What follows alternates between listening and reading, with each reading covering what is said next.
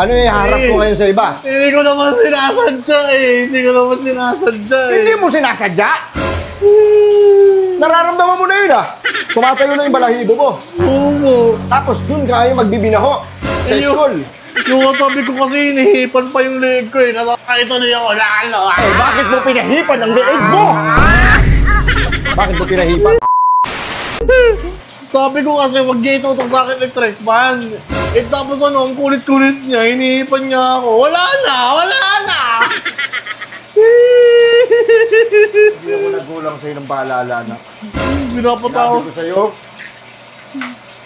kahit ano mangyari, wag na wag kang dudumi sa school. Wag kang sa short mo. Oh, shit! Anong ginawa mo? Sorry ba? Uuwi ka rito? May dala kang kahihiyan!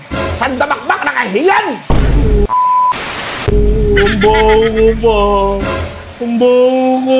Tulungan mo ko pa. Papatulong ka ngayon. Mabaho ka. Tulong. Gusto makarinig ng ganito? Ayoko. Paluhin mo na naman ako ng yantok eh. Papaluhin kita ng yantok. Ihing ka, dapat yung pet mo. Warakin yan. Warakin yung pet mo na yan.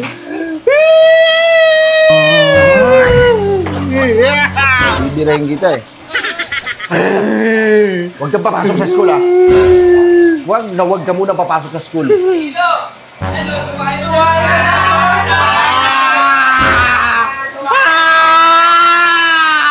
nakakaroon niya ako ba? Nakakayak ka.